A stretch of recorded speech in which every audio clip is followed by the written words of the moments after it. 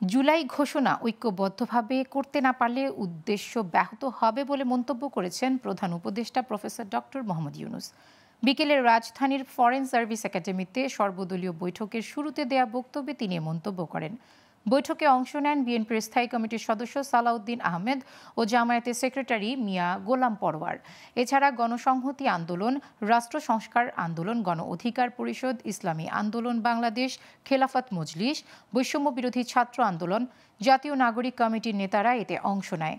Doctor Yunus বলেন, ৫ আগস্টের অনুভূতি ছিল একতার। এই একতাই সবার শক্তি, আর ঐক্যের মাঝে এ সরকারের জন্ম হয়েছে। সরকারের জন্ম হয়েছে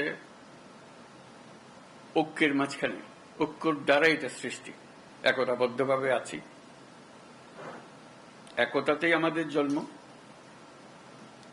একতাতেই আমাদের শক্তি। সবাইকে নিয়ে করতে হবে, এটা পরিষ্কার।